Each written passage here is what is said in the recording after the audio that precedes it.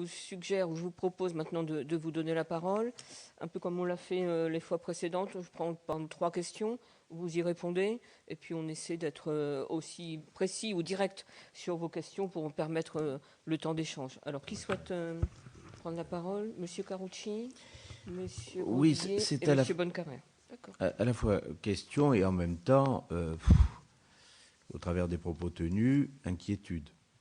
Premier élément, sincèrement, si on nous dit que CFCM, UOIF, tout le monde en réalité a perdu le contact avec les générations de jeunes musulmans, comme par définition ceux-là ne sont pas organisés en structures qui peuvent être invitées sur une radio ou une télé, ça veut dire que dans la pratique, on n'a plus du tout de correspondants ou de gens avec qui deviennent des interlocuteurs. Deuxième élément d'inquiétude, c'est que vous dites bien d'un air tranquille, mais enfin qui ne peut pas nous laisser tranquilles. Il y a un côté international, il y a une fierté, c'est tout à fait logique d'appartenir à une communauté musulmane, mais en même temps, il y a l'espèce de rejet d'un système qui dit la France c'est chez vous, c'est pas chez vous, le système de la République c'est le vôtre, c'est pas le vôtre, et on a un peu le sentiment de plus en plus que dans les jeunes générations, la pratique de l'islam et le Coran passent avant la loi de la République. Et ça, c'est un vrai sujet, parce que si d'un côté, on essaye d'organiser l'islam de France pour faire en sorte que, comme les autres religions, ils soient intégrés, ils participent à la vie publique, etc. Mais qu'on nous dit, non, vous n'y arriverez pas, parce que de toute façon, c'est pas du tout leur position, c'est même pas leur souhait. Ça va quand même poser une vraie difficulté. Ça veut dire quoi? Ça veut dire à qui on parle? Tout à l'heure, nous recevons le président du CFCM. On va lui dire bonjour, puis on lui dira au fait, qui vous reconnaît, vous êtes qui dans le fond? Vous avez été élu par vos pairs, mais enfin vos pairs sont présélectionnés par vous-même. Donc en réalité, à qui on parle? Et le vrai sujet, c'est que nous, ici, nous ne sommes pas là pour nous immiscer dans les débats théologiques au sein de la communauté musulmane, pas plus que de la communauté juive ou la communauté chrétienne. Mais en revanche, notre rôle ici, c'est de savoir comment ça peut fonctionner dans le cadre de la République. Et l'inquiétude, c'est de dire, est-ce que ça peut fonctionner dans le cadre de la République? Parce que si c'est non, et si la fierté internationale fait qu'en réalité, c'est le Coran qui prime sur les lois de la République, on a un sujet. On ne pourra pas appliquer de la même manière par rapport aux autres communautés. Alors là-dessus, comment vous voyez en réalité, non pas la représentation et tout, bon, ça j'ai compris, mais l'intégration et la possibilité de dire, oui, les musulmans de France sont intégrés, entre guillemets, dans la République. Je ne suis pas dans la société ni rien, c'est très compliqué. Mais ils acceptent les lois de la République. Monsieur Bonnecarrère, puis Monsieur Grosdier. Oui, merci Madame la Présidente. Je ne souhaite pas intervenir sur la diversité des mondes musulmans ou sur les questions personnelles. Je voudrais simplement avoir l'avis de notre intervenant sur la solution qui, à son sens, peut être trouvée entre un système français basé sur la séparation de l'Église et de l'État et un islam qui repose très largement sur une vision dans laquelle il n'y a pas de dissociation entre l'organisation institutionnelle du pays et la vision religieuse.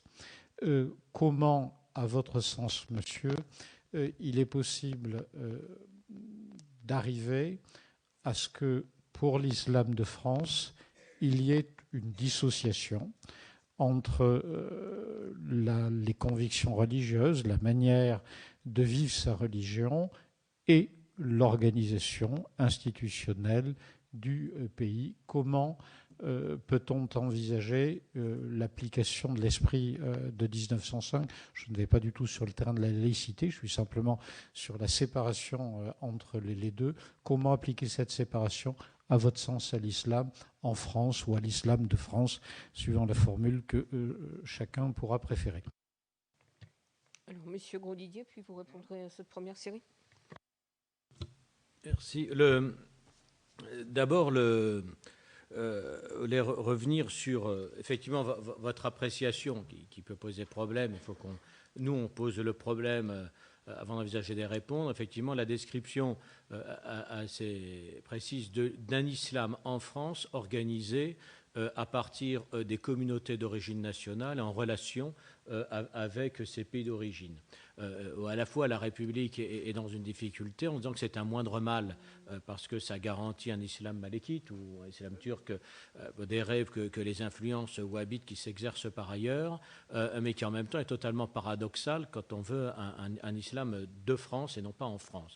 Bon, donc le CFCM est l'heureuse tentative, en tout cas la tentative bienvenue pour essayer d'y remédier, mais avec effectivement les difficultés que vous avez soulevées. D'une part, une représentation majoritaire de représentation sous influence étrangère, même si elle n'est pas totalement négative à certains égards, mais qui en aucun cas ne contribue à construire un islam de France. Et d'autre part, il y avait et il n'y a plus, je veux dire, l'UOIF, qui effectivement est plus composite et plus évolutive qu'on le présente généralement en disant simplement proche des frères musulmans, mais j'aurais voulu en savoir plus parce que effectivement l'UOIF est une organisation, les salafistes sont une nébuleuse. Est-ce que les frères musulmans aussi en tant que tels ne sont pas une nébuleuse et peuvent recouvrir des réalités un peu différentes selon les pays et même à l'intérieur des pays, parce qu'on présente souvent les frères musulmans comme quelque chose de monolithique et en général d'absolument incompatible avec la laïcité comme un islam politique, et donc qui par essence c'est le problème. Je crois que quelqu'un a demandé la dissolution de l'UOIF à ce titre, alors que c'est quantitativement aujourd'hui le courant le plus important et le plus mobilisateur. Donc j'aurais voulu en savoir plus là-dessus, sur à la fois l'UOIF et sur la terminologie ou non des frères musulmans. J'ai été surpris que vous me disiez effectivement c'est une affaire qui est intérieure et pas extérieure normalement, mais qu'on mettait en cause le ministère de l'Intérieur, parce que le ministère de l'Intérieur n'est pas seulement celui de la police, il est celui des collectivités locales, il est celui de l'ensemble des affaires d'intérieur. Or, si on était au ministère de la Justice, on serait que dans l'application stricte, je veux dire, de règles de droit, et non pas justement, je ne vais pas les poser là, mais on les a, toutes les organisations, mais que ce soit le culte, l'abattage rituel, je veux dire, des tas de questions, parfois même à la lisière de l'enseignement et d'autres, qui sont ou relèvent de l'intérieur, ou sont interministérielles, mais ne peuvent pas relever d'une approche simplement strictement juridique et conceptuelle, même si effectivement ça ne doit pas relever des affaires étrangères. Alors je n'opposerai pas, comme Roger, je veux dire, à la fierté. Je veux dire, il y a aujourd'hui une dimension internationale du catholicisme, il y a une dimension internationale du judaïsme, il y a des dimensions internationales de toute religion qui par essence est universelle, en tout cas pour les monothéismes, qui n'est pas forcément à opposer au cadre national. Mais comme effectivement on est toujours en quête aujourd'hui, et quelle serait pour vous, je suis vraiment dans questionnement, même si vous n'avez pas forcément la réponse de façon absolue, on a tous les courants de l'islam, sauf les salafistes, qui reconnaissent le besoin la nécessité de contextualisation, posée d'ailleurs dès les débuts de l'islam. Or, on n'a aucune autorité en France, reconnue justement par les musulmans, qui peut édicter, qui peut faire de la contextualisation depuis la société française européenne. Alors, c'est pas même les sources intellectuelles dites modérées d'origine du Maghreb ou d'Égypte, on ne les a pas. C'est parfois la force de Tariq Ramadan qui apparaît, lui, comme parlant depuis l'Europe et passant relativement bien chez les jeunes, si j'en juge. Mais effectivement, quand il parlait de moratoire, c'est en s'adressant à toute la communauté internationale. Il ne proposait pas le moratoire pour les sociétés européennes. Il le proposait aux Séoudiens ou aux Émiratis, qui, eux, jugent cette position beaucoup trop moderniste, justement. Non, mais beaucoup trop. Non, mais les États musulmans avec lesquels on entretient des relations très étroites ont une vision de l'islam infiniment plus conservatrice, rétrograde et attentatoire aux droits de l'homme que même celle qui était présentée par Tariq Ramadan et qui était mise en cause à site par ces nations. Je crois que c'est pas inutile que vous effectivement, vous l'avez rappelé, je veux dire à juste titre, mais ça ne répond pas, je veux dire, aux besoins d'effication d'une source intellectuelle de contextualisation. C'est plus difficile dans un État laïque, mais comment vous voyez les solutions pour que ça puisse naître, parce que ça manque toujours en Europe, mais seulement un demi-siècle après la véritable implantation des musulmans. Alors je suis un peu surpris quand vous dites que même l'UOIF ne mord pas chez les jeunes. Alors sur quel fait? Parce qu'on a l'impression à la limite qu'il n'y a que, mais qu'effectivement c'est l'islam organisé depuis les pays d'origine qui n'a d'influence que sur la première génération, plus la deuxième, mais déjà plus du tout sur la troisième. Bien, merci pour ces questions. Je ne suis pas pour qu'on dissolve le CFCM et peut-être les formulations ont été brutales pour mettre en avant quelque chose qui me semble très important, les jeunes, je vais y revenir. Je voudrais quand même dire quelque chose sur l'idée que l'islam, ce n'est pas la séparation de l'Église et de l'État. Je pense que c'est une idée fausse. Les empires byzantins et les empires abbassides et omeyyades, c'est-à-dire l'empire chrétien et les empires, ont fonctionné exactement de la même manière. Il n'y a pas quelque chose de spécial. Réellement, je pense, quand on voit l'histoire, il n'y a pas quelque chose de spécial. Et quand vous voyez aujourd'hui la plupart des sociétés musulmanes, l'essentiel des lois n'a rien à voir avec l'islam. Les entreprises, l'armée, la vie quotidienne, à part la vie culturelle, elle ne dépend pas de l'islam. Je veux dire, il y a aujourd'hui un retour de l'idée que la charia est la base de la législation et ça peut avoir des conséquences négatives, notamment sur la situation des femmes. Mais c'est-à-dire, je pense que c'est un peu simpliste de dire finalement la laïcité, c'est nous. Je rappelle qu'en 1905, quand nous avons voté la laïcité, l'Église catholique non seulement a été contre, mais qu'elle a mis 40 ans à l'accepter et que ça n'a pas posé de problème à la République. On n'a pas demandé à l'Église catholique, comme on a demandé aux gens qui rentraient dans le CFCM, de signer un texte pour dire qu'ils étaient pour la laïcité. Je veux dire, à la limite, aujourd'hui, vous avez le droit d'être contre la laïcité en France, si vous voulez. Le problème, c'est d'appliquer les lois de la République. Et je pense que la majorité des musulmans aujourd'hui, quelle que soit la manière dont ils voient la religion, ils appliquent les lois de la République. Et c'est ça qui est important. Et quand les lois ne sont pas appliquées, c'est pour des raisons qui n'ont rien à voir avec la religion. C'est qu'est-ce qui se passe du point de vue social dans un certain nombre de quartiers. Donc je crois que ça, c'est quand même quelque chose d'important. Je m'excuse, je voulais dire quelque chose sur les jeunes que je n'ai pas dit.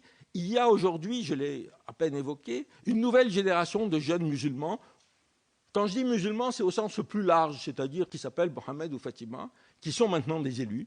Il y en a eu notamment aux dernières élections municipales. Il y a eu une entrée notamment dans les villes où il y a de fortes communautés, et c'est d'ailleurs dans des villes de gauche comme de droite. Il y a, j'ai dit, de nouvelles générations de gens qui sortent des universités, et c'est ces gens qui sont l'avenir. Ça ne veut pas dire qu'il faut couper avec le CFCM ou l'UOIF en disant on ne veut plus discuter avec vous, mais de se préoccuper de ces gens.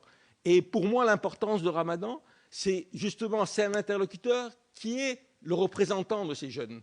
C'est lui en qui, enfin moi j'ai fait des débats avec lui, je veux dire, aller n'importe où avec, enfin je veux dire, j'ai fait des débats avec lui, on a fait un débat à l'Institut du monde arabe, je ne sais pas si vous connaissez l'Institut du monde arabe, la salle d'en haut était pleine, il y avait des gens dans les escaliers, ils avaient mis de la sonorisation dehors. On peut penser alors que c'est pas... Alors, ce qui serait intéressant, c'est de savoir pourquoi on refuse de discuter. Pourquoi nous sommes le seul pays européen qui refuse de discuter. Notre Premier ministre refuse d'aller à une réunion européenne où Tariq Ramadan est là, alors qu'il y a tous les pays européens. Ça ne pose aucun problème à personne. Et avoir un débat avec lui ne veut pas dire accepter tout ce qu'il dit. Moi, je suis en débat avec lui, je ne suis pas croyant, j'ai beaucoup de divergences avec lui. Mais en quoi il est aujourd'hui une menace? Et je dirais que c'est-à-dire, ce qu'on ne voit pas, c'est la menace essentielle. C'est à la fois la menace qui vient des États, qui quand même quand ils sont un peu plus modérés, nous exportent des gens qui justement sont incapables de contextualiser.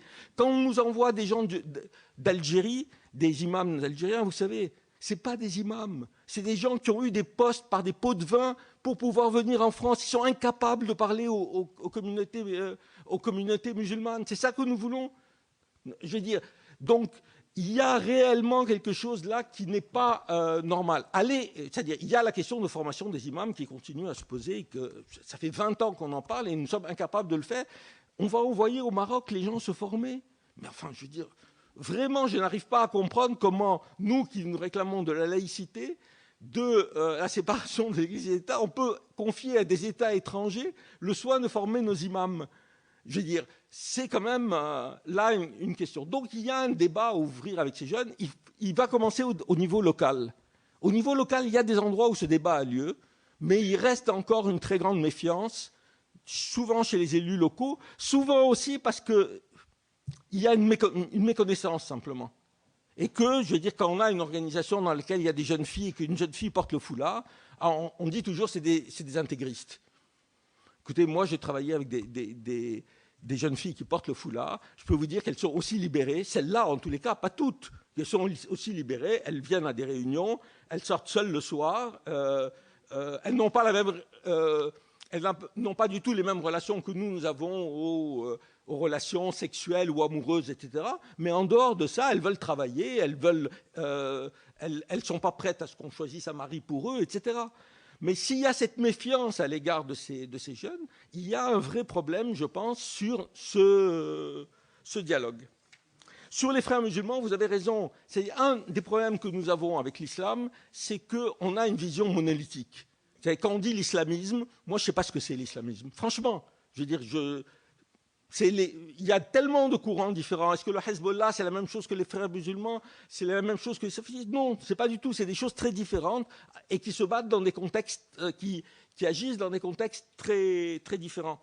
Donc il y a effectivement chez les frères musulmans un débat qu'on a vu d'ailleurs dans les révolutions arabes, avec les différences qu'il y a eu entre l'Égypte et la Tunisie, avec l'Égypte, une organisation, moi j'ai beaucoup suivi l'Égypte parce que je connais un peu, une organisation de frères musulmans complètement bornée, vraiment incapable d'évoluer et de comprendre qu'est-ce que c'était la politique, et en Tunisie, une organisation qui a quand même finalement, avec des luttes, je ne dis pas que c'est venu spontanément, a compris que s'ils voulaient continuer à peser dans la société, il fallait qu'ils changent, il fallait qu'ils acceptent de se retirer du pouvoir, etc.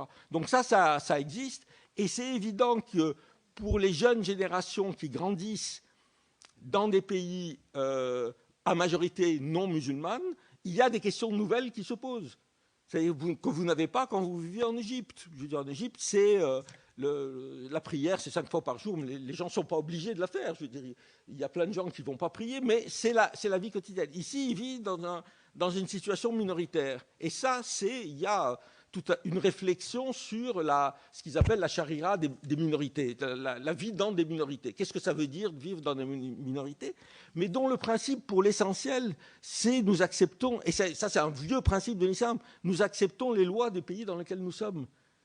Alors ça n'empêche pas qu'il y ait des éléments extrêmement radicaux aussi. Je veux dire, des fois je dis aux gens, vous savez, l'Église catholique est une église centralisée avec un pape, et vous avez des gens qui vont de la théologie de la libération, qui prônent la révolution marxiste, à des gens qui sont des néoconservateurs. Et ça ne nous étonne pas. Et je veux dire, qui sont vraiment je veux dire, il y a une très grande variété. Je ne sais pas si j'ai... Alors sur l'international, je le répète, je ne crois pas que pour un musulman aujourd'hui, même le musulman qui vous dira le Coran passe avant les lois de la République, non, je sais. Non. Même un musulman qui, dans sa tête, vous dit, ou même dans le débat, vous dira le Coran passe pour moi avant les lois de la République, dans la réalité, il applique les lois de la République. Après, qu'est-ce qu'il veut? Je veux dire, moi, ça m'est égal, qu'est-ce qu'il pense dans sa tête? Il y a des catholiques intégristes qui sont contre l'avortement et ça ne les empêche pas de vivre dans la République. Il y a des catholiques intégristes qui sont contre la laïcité, ils vivent dans les lois de la République. Il y a des monarchistes en France, ils sont contre la République, on ne les empêche pas de vivre. Je veux dire, c'est la réalité. Ce qu'on demande aux musulmans aujourd'hui, c'est d'appliquer les lois. Ce n'est pas même d'être d'accord avec elles, c'est d'appliquer les lois. Voilà.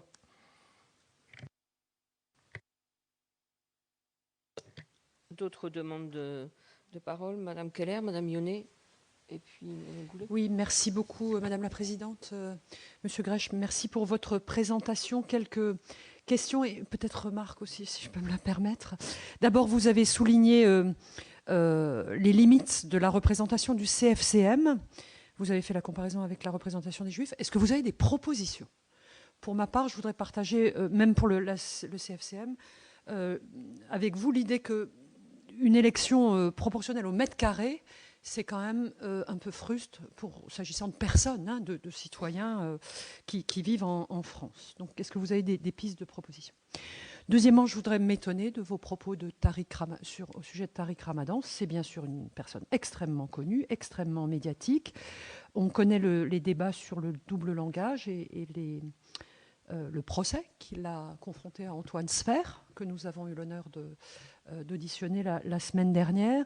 Donc voilà, je voudrais quand même m'étonner de vos propos. Je sais bien que vous avez écrit un livre avec lui, mais je voudrais vous dire que, comme beaucoup d'autres, moi je suis extrêmement impressionnée par son influence, alors qu'il n'a pas de légitimité particulière, hein, autre que voilà, sa capacité, son entre-gens, son expression et sa capacité à attirer.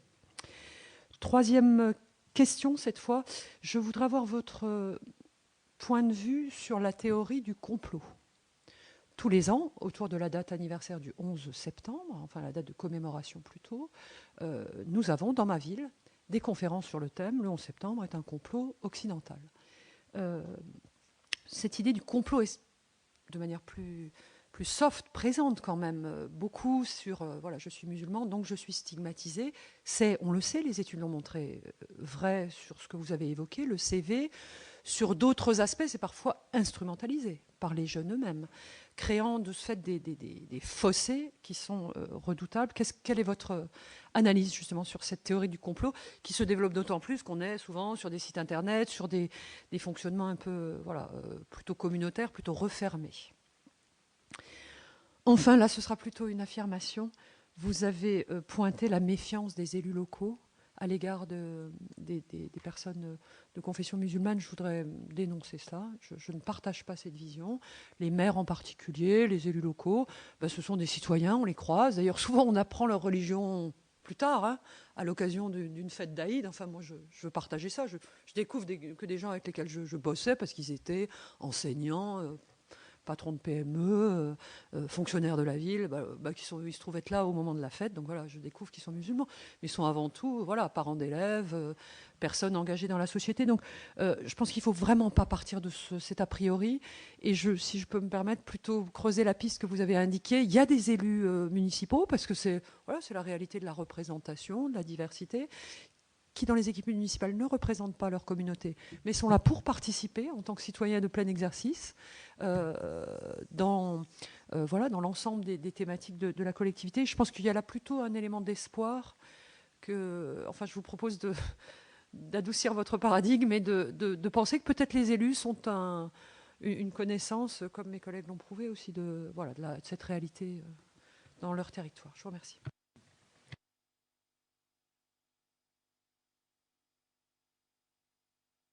Il y a eu déjà beaucoup de choses dites. Vous remercier pour votre exposé. Dire deux, trois choses. Alors, c'est peut-être dans votre façon de parler.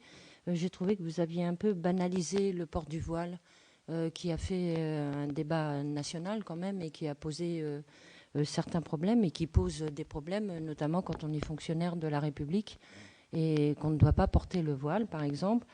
Et donc, dans des villes comme les nôtres, où il y a beaucoup de cités, il y a beaucoup de choses qui se disent sur, effectivement, des femmes qui sont voilées et qui vont chercher leur enfant à l'école.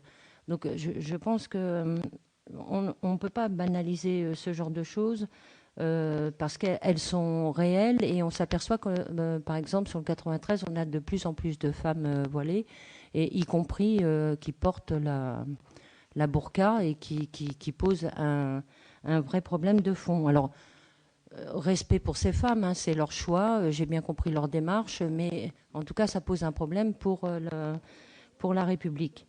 En ce qui concerne des élus, oui, la diversité de chaque ville fait qu'aujourd'hui, nous avons des élus qui représentent la diversité des territoires. Alors moi, je rejoins Madame dans ce qu'elle dit. Bien sûr, certains représentent la République et en sont très fiers, mais on a quelques mauvais souvenirs où des des élus de la diversité sont venus, par exemple, en boubou ou avec les youyou ou avec des choses comme ça. Et on a eu le sentiment un petit peu voilà, que le...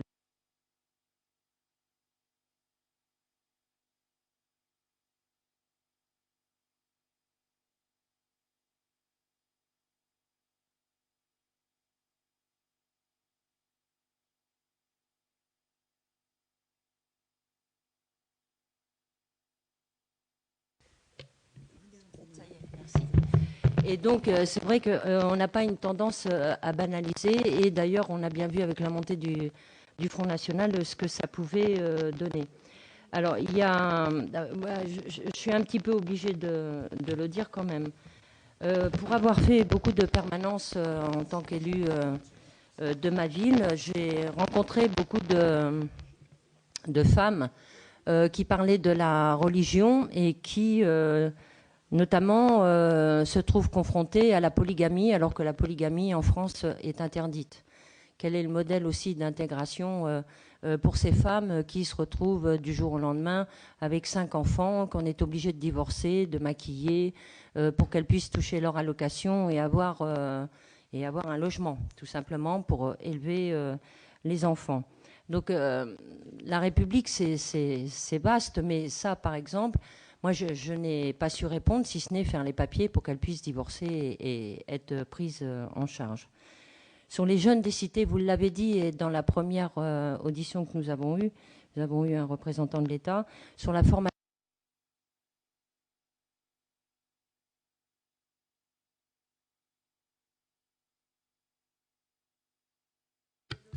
C'est ça.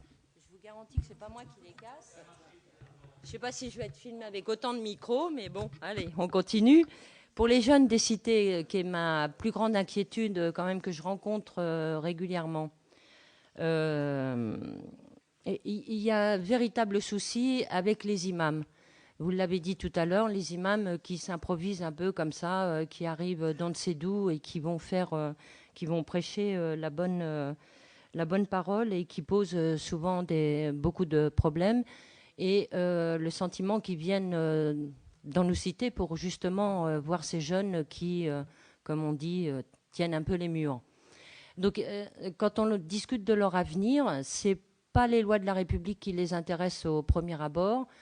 C'est j'ai pas de travail, j'ai pas de logement, je suis en échec scolaire. Comment je vais faire pour m'en sortir?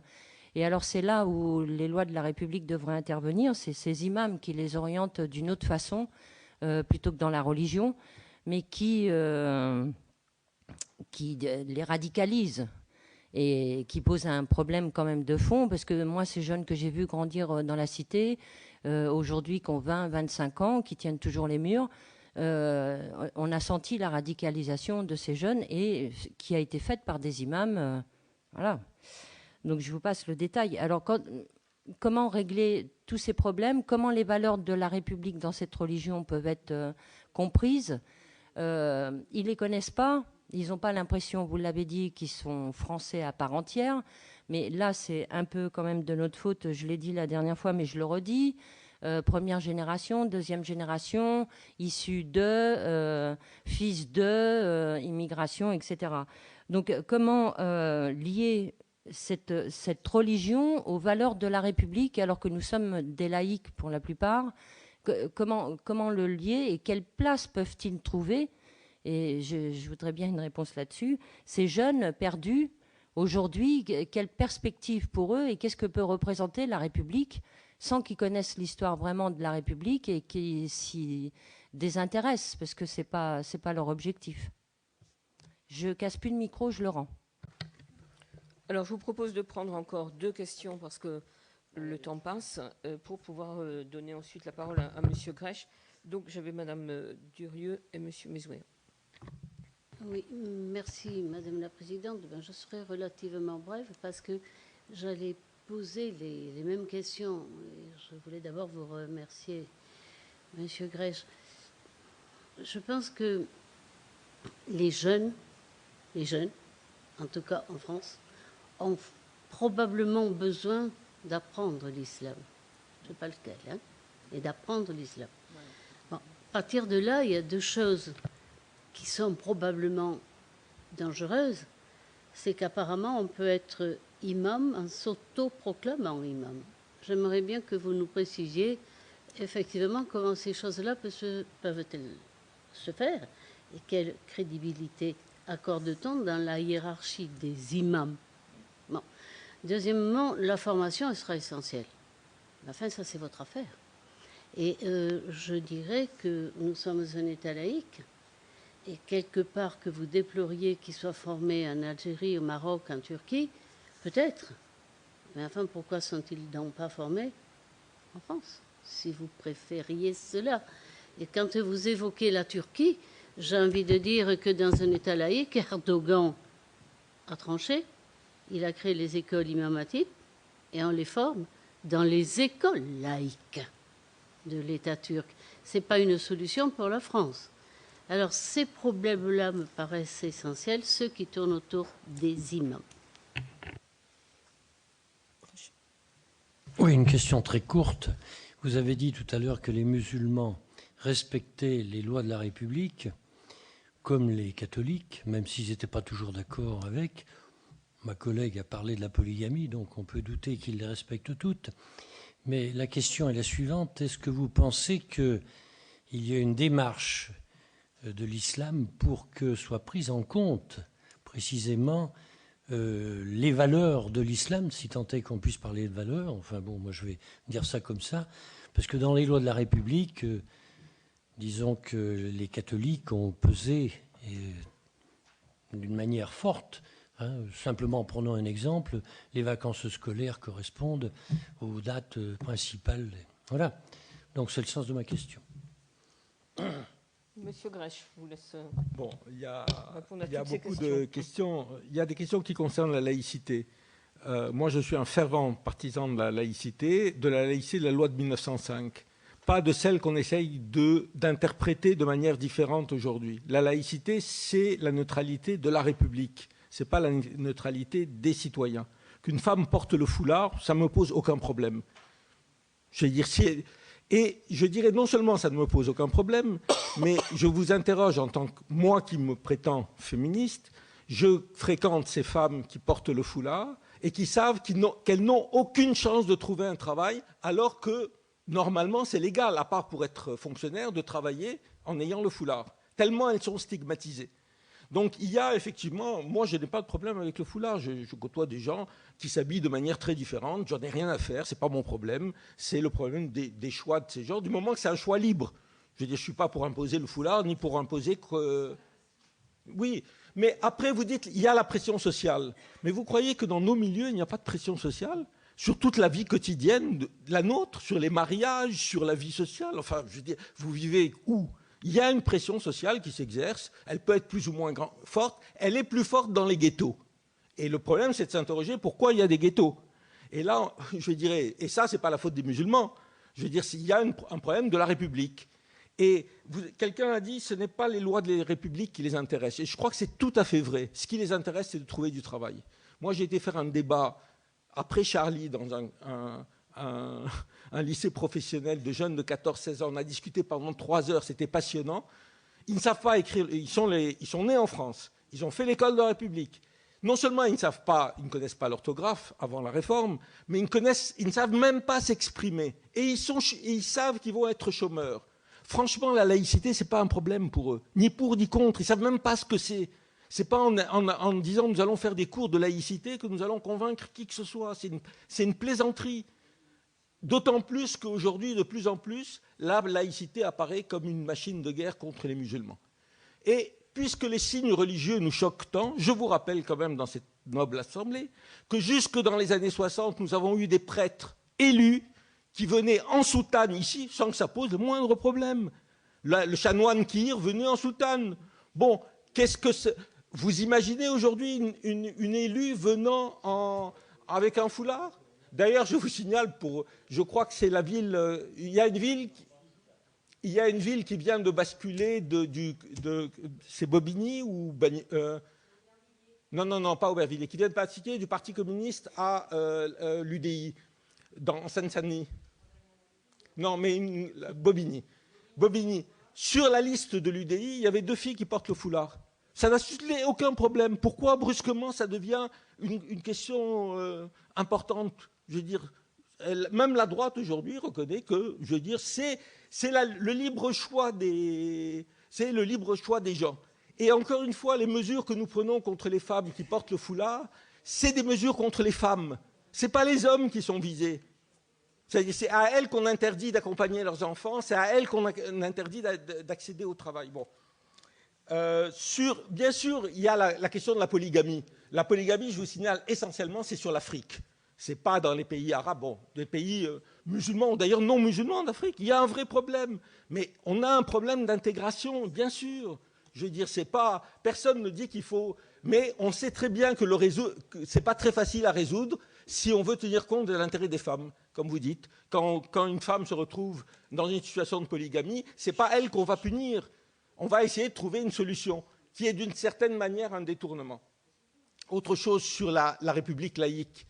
En 1926, l'Assemblée nationale française a financé la construction de la mosquée de Paris. La mairie de Paris a donné 500 000 francs à l'époque pour le terrain. C'était contraire à la laïcité, complètement. Et Briand, qui était le rapporteur à la laïcité, qu'est-ce qu'il a dit? Il a dit, oui, c'est normal parce qu'il y a un rattrapage à faire. Après tout, tous les édifices du culte sont entretenus par nos impôts de citoyens qui n'ont peut-être rien à voir avec la religion. Mais ça ne nous choque pas. Oui, y compris musulmans. Mais je ne sais pas, je ne suis pas pour dire qu'il faut construire des mosquées payées. Je dis simplement que la vision de la laïcité, des fondateurs de la laïcité, c'était une vision d'une laïcité qui permettait l'exercice du culte. Je vous rappelle aussi que après la loi de 1905, 125 maires ont décidé d'interdire les processions religieuses dans la rue en disant que c'était contraire à la laïcité. Dans 121 cas, ça a été cassé par le Conseil d'État. Je veux dire, ça... non, mais si, c'est important. L'espace, la rue est, je veux dire, on a le droit d'exprimer sa religion dans la rue. Non, mais Pardon ? Excusez-moi, s'il vous plaît, un peu sur la forme, là, parce que l'heure est passée et on n'interpelle pas notre invité. Merci. Comme ça, parce que sinon, il ne pourra pas répondre, sachant qu'on va devoir conclure rapidement et que la rapporteure va dire un mot aussi. Sur l'affaire, je ne vais pas rentrer sur l'affaire Tarek Ramadan, Antoine Sfer. Moi, j'ai témoigné et je peux vous dire qu'Antoine Sfer mentait sur Tarek Ramadan. Je ne veux pas rentrer là-dedans, mais ce que je vous demande, c'est de l'écouter, d'écouter ce qu'ils disent. Pardon ? Non, mais écoutez, faites un débat avec Ramadan. Je dirais, même s'il y a des choses qui disent que vous n'êtes pas d'accord, si vous reconnaissez qu'aujourd'hui, il représente... Pourquoi il représente les jeunes musulmans? Je vais vous dire, moi, pourquoi il représente les jeunes musulmans. C'est justement, il représente ces jeunes dont j'ai parlé, c'est-à-dire quelqu'un dont ils sont fiers, parce qu'ils parlent bien, et parce qu'ils ont l'impression qu'il est un vrai musulman, et qu'il ne tient pas le discours de certains intellectuels musulmans que nous sommes très contents de voir à la télévision, parce qu'ils disent exactement ce que nous avons envie d'entendre. Voilà. Sur la question de la théorie du complot et de la victimisation des jeunes, c'est tout à fait vrai. C'est-à-dire il y a de vraies théories du complot qui se développent. Ce n'est pas seulement dans les communautés musulmanes. Sur le 11 septembre, il y a eu des personnes célèbres qui ont dit « mais le 11 septembre n'a jamais eu lieu », c'était des Français de souche ou non. Donc il y a effectivement... C'est un phénomène compliqué parce qu'il touche la société, avec la méfiance à l'égard des politiques et à l'égard des médias, qui favorise cette chose, et il touche particulièrement les communautés musulmanes, et il faut combattre, bien sûr. C'est quelque chose de très dangereux.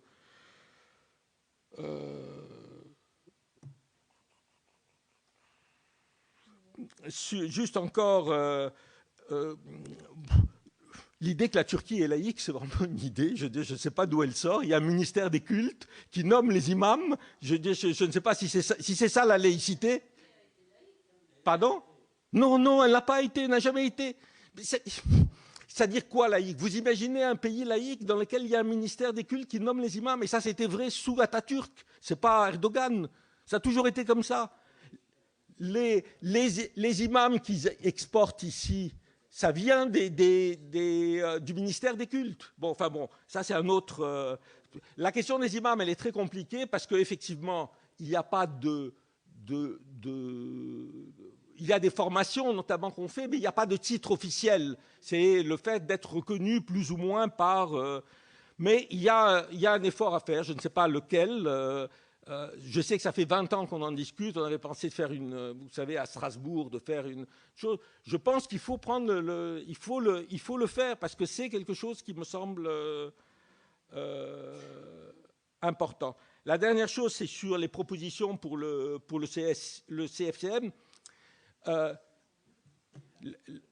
Je termine sur le CFCM, on n'a pas tellement de temps. C'est extrêmement compliqué, mais pour une raison qui est simple, c'est-à-dire s'il avait fallu aujourd'hui organiser le consistoire juif, la République n'aurait pas réussi à le faire aujourd'hui. Elle a pu le faire en 1804 parce que Bonaparte pouvait dire n'importe quoi, il l'appliquait. Là, on a un vrai problème. Donc je n'ai pas de solution. Je suis de ceux qui pensent que, bon, faisons avec le CFCM puisque ça existe, parce que ça a permis notamment la nomination des aumôniers dans un certain nombre de lieux clos, mais prenons en compte le fait qu'ils ne sont pas l'avenir des musulmans de France. Et que cet avenir des musulmans de France, il faut le bâtir avec ces jeunes qui sont effectivement dans les municipalités. Je n'ai pas voulu dire, excusez-moi si je l'ai dit à propos des élus, il y a un certain nombre de villes où il y a des méfiances. Ce n'est pas le fait que quand un élu voit un musulman, il s'enfuit. C'est quand il y a une organisation musulmane qui est sur place, il y a... parce que, et je veux dire, c'est pas un reproche, je le comprends. C'est des pratiques qui nous sont en partie étrangères. C'est une foi qui nous est en partie étrangère. Donc, il y a un effort à faire pour ouvrir le dialogue. Mais il y a un effort à faire aussi par ces organisations elles-mêmes, qui elles-mêmes sont dans une posture de victimisation. Et si, pour terminer, je dois rendre hommage à Tarek Ramadan pour une chose, c'est le fait qu'il n'arrête pas de dénoncer le discours de victimisation qu'ont les musulmans en France. Voilà. Alors, comme j'ai la chance de travailler régulièrement avec Alain Grèche, j'ai laissé mes collègues s'exprimer, mais j'ai quand même une observation et une très courte question. L'observation, c'est que globalement, ce qui a été dit aujourd'hui recoupe tout à fait clairement ce qu'a dit Barry Zakiari la semaine dernière, c'est-à-dire moi, je suis représentée à la télévision par des analphabètes et pas par des gens que j'ai envie d'entendre. Elle a plusieurs fois considéré. Elle a dit ça plusieurs fois. Non, mais elle n'a pas dit... À la télévision, elle a dit, quand j'entends... Elle n'a pas parlé du président du CFCM, Roger Carucci, elle n'a pas parlé de ça. Elle a dit que la représentation ne lui ressemblait pas. Elle l'a dit plusieurs fois la semaine dernière. Donc, on est aussi dans un problème de représentation.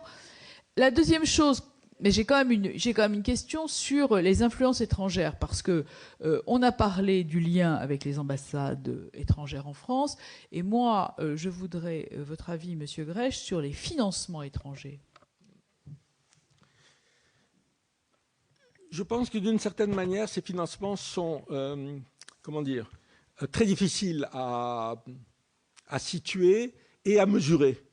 C'est-à-dire que, comme souvent ce n'est pas des financements, il y a des financements directement étatiques, ça c'est relativement facile, mais ensuite ça se fait à travers des réseaux musulmans croyants qui sont du Golfe ou de tel ou tel pays, qui sont relativement puissants et qui peuvent apporter beaucoup d'argent.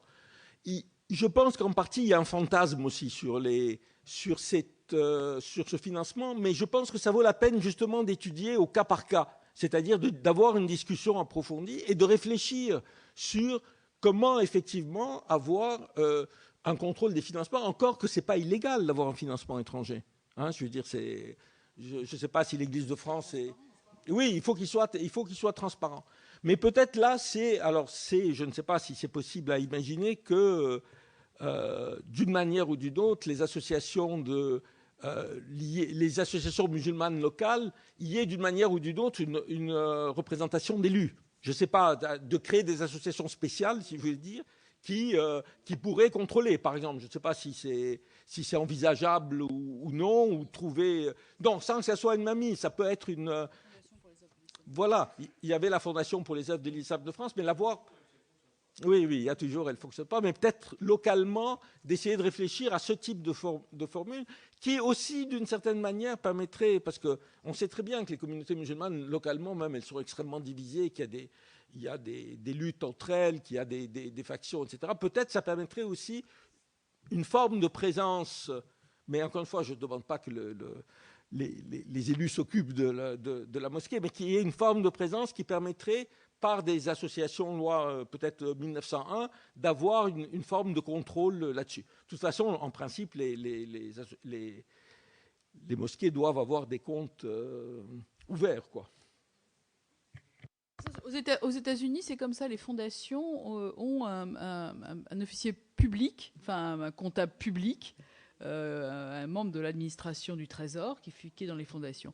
Merci infiniment.